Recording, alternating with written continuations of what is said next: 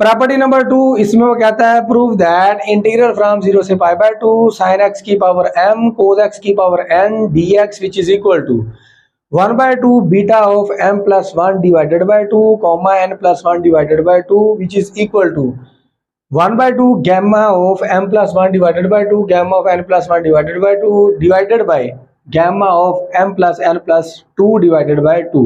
इसका करना हमने प्रूव, ये बहुत इंपॉर्टेंट प्रॉपर्टी है, ठीक है। तो इसका प्रूव स्टार्ट करते हैं। इसके प्रूव के लिए हम लेते हैं जी इसकी left hand side, left hand side लेते हैं। लेफ्ट हैंड साइड है जी हमारे पास इंटीग्रल फ्रॉम 0 से पाई बाय 2 साइन एक्स इसकी पावर m कोस एक्स इसकी पावर आपके पास क्या जी n, साथ में आपके पास क्या जी dx, इसको नाम दो आप नंबर 1 का।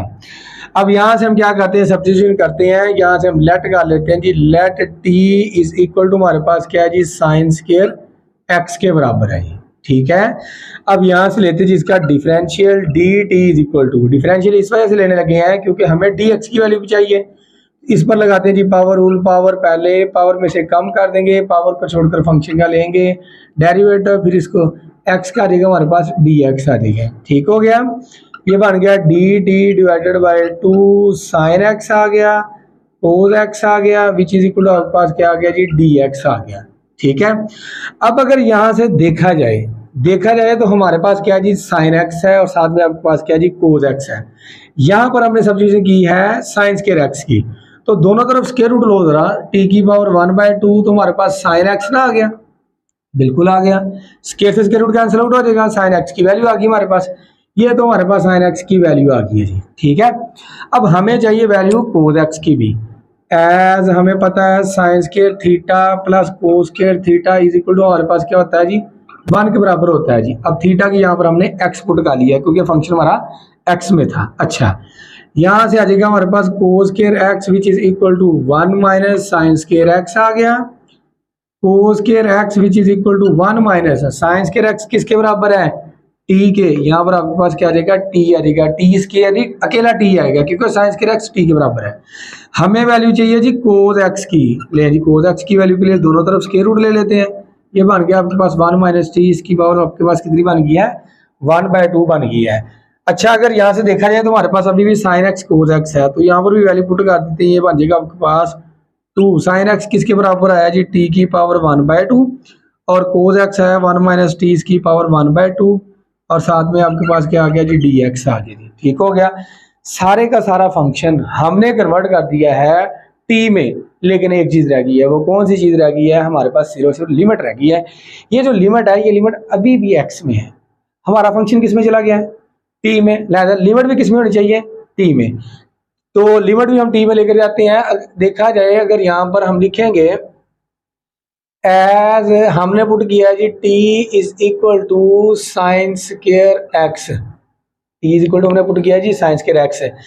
अब ये लिमिट आपके पास किसकी है, व्हेन एक्स अप्रोचेस टू 0 तो टी भी अप्रोच कर जाएगा 0 को, भाई एक्स की जगह 0 पुट कर लो, साइन 0 पर 0 ही होता है, 0 का स्क्वायर हमारे पास क्या जाएगा 0 ही आ जाएगा, तो टी किसको अप्रोच करके हमारे पास 0 को अप्रोच करके। अच्छा, व्हेन एक्स अप्रोचेस टू π/2, यहाँ पर आकर पुट करो, साइन 90 पर क्या होता है 1 होता है, 1 का स्क्वायर क्या आ जाएगा 1 ही आ जाएगा, तो टी अप्रोच कर देगा किसको 1 को अप्रोच कर देगा, यानी कि टी की वैल्यू क्या आ गई हमारे पास 1 आ गई है जी। सारी वैल्यू को उठाओ और 1 में पुट कर दो जी।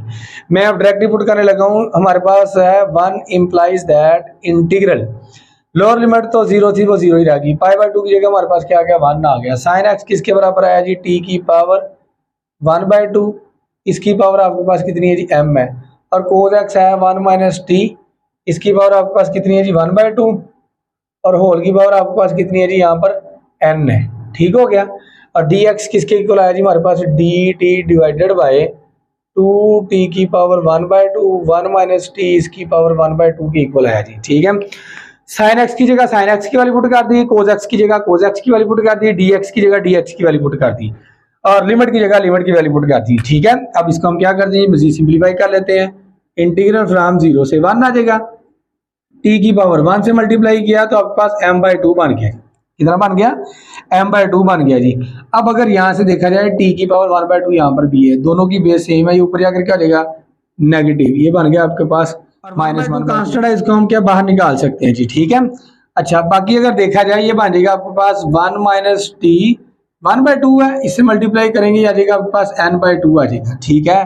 1 माइनस टी है, 1 माइनस टी है, बेस दोनों की सेम है, ये ऊपर जाके क्या हो जाएगा माइनस का हो जाएगा -1/2 आ जाएगा, साथ में आपके पास क्या आ जाएगा dt आ जाएगा, ठीक है। इतना तो काम आप यहाँ से हमारे पास आ जाएगा 1/2 इंटीग्रल फ्रॉम 0 से 1 आ जाएगा। अब अगर देखा जाए जो चीज़ हमने प्रूव करनी है वो है हमारे पास 1/2 beta of m+1 divided by 2 n+1 divided by 2 है। अगर हम देखें बीटा ऑफ एम एन की डेफिनेशन देखें तो हमारे पास क्या था, इंटीग्रल फ्रॉम 0 से 1 x की पावर m-1 1 माइनस एक्स इसकी पावर n-1 इंटू आपके पास क्या था dx था, ठीक है। अच्छा, m में से 1 माइनस हो रहा था, हमने अब m बनाना है, m क्या बनाना है जी, m+1 डिवाइडेड बाई 2 बनाना है, इसमें से 1 माइनस होना चाहिए, इस तरह की डेफिनेशन हमने बनानी है, ठीक है। तो इसके लिए हम क्या करते हैं, यहाँ पर अगर देखा जाए t की पावर m/2 है, अगर मैं क्या करूं इसमें -1/2 कर दूं और ऐड कर दूं 1/2, कोई फर्क पड़ेगा भाई, कोई फर्क नहीं पड़ेगा, जब ये से कैंसिल आउट होगा तो यही चीज रह जाएगी। इसी तरह से 1 माइनस टी इसकी पावर n/2 -1/2 -1/2 कर दूं और 1/2 ऐड कर दूं, कोई फर्क पड़ेगा, यहाँ पर भी कोई फर्क नहीं पड़ेगा, क्योंकि जब -1/2 प्लस 1/2 से कैंसिल आउट होगा तो वापस वही चीज आ जाएगी। तो यहाँ से आपके पास आ जाएगा 1/2 इंटीग्रल फ्रॉम 0 से 1 टी की पावर, इन दोनों को ऐड कर लो, एलसीएम सेम है, ये बन जाएगा आपके पास m+1 डिवाइडेड बाई 2 आ जाएगा, -1/2 -1/2 तो -1 आ जाएगा, -1 आ जाएगा, ये आ जाएगा 1 माइनस टी, इन दोनों को ऐड कर लो, ये बन जाएगा आपके पास n+1 डिवाइडेड बाई 2 -1/2 -1/2 तो -1 आ गया, साथ में आपके पास क्या आ गया dt आ गया जी, ठीक है। अगर अब डेफिनेशन को देखा जाए और इसको देखा जाए तो तकरीबन सेम ही है सारा कुछ, लेकिन यहाँ पर अगर देखा जाए तो हमारे पास क्या जी, m में से 1 माइनस हो रहा था तो हमने लिख दिया बीटा ऑफ m। यहाँ पर देखा जाए तो हमारे पास क्या जी, n में से 1 माइनस हो रहा था तो हमने साथ में लिख दिया जी कॉमा n, ऐसे ही है। हो 1 माइनस रहा है, यहाँ पर भी 1 माइनस हो रहा है, इंटीग्रल आपके पास 0 से 1, इंटीग्रल आपके पास क्या 0 से 1 ही है, तो यहाँ से हम लिख सकते हैं ये आ गया आपके पास 1/2 आ गया, ठीक हो गया। पक्की बात है, डेफिनेशन तो बीटा फंक्शन की ही बनी है। अब बीटा ऑफ m क्या बना है और n क्या बना है, जिसमें से 1 माइनस हो रहा होगा ना वो आपके पास m होगा।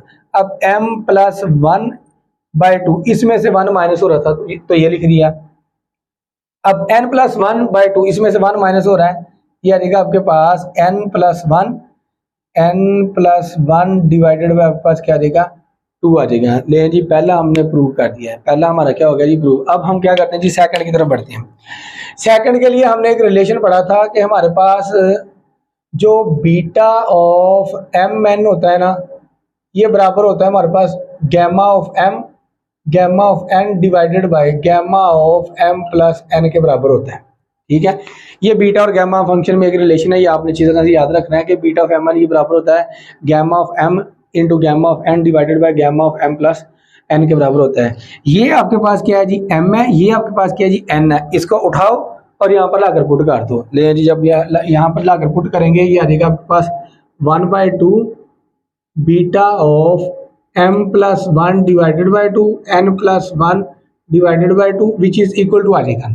तो ये हमारे पास आ जाएगा 1/2 एज इट इज, क्योंकि 1/2 एज इट इज ही आ रहा है हमारे पास, इस पर हमने डेफिनेशन अप्लाई करनी है ये वाली। तो ये आ जाएगा हमारे पास gamma of m+1 divided by 2 gamma of n+1 divided by 2 divided by gamma of m आपके पास क्या है जी m+1 divided by 2 plus n आपके पास क्या है जी n+1 डिवाइडेड बाई 2 है, ठीक है। भाई m की जगह हमने पुट कर दिया m+1 डिवाइडेड बाई 2 और n की जगह हमने पुट कर दिया n+1 डिवाइडेड बाई 2। इसी तरह से नीचे m की जगह इसकी वैल्यू पुट कर दी और n की जगह इसकी वैल्यू पुट कर दी। अब हमने इसको सिंप्लीफाई करना है, तो ये आ जाएगा आपके पास 1/2 एज इट इज, ये चीज तो एज इट इज आ जाएगी m+1 divided by 2 as it is, n+1 divided by 2 as it is.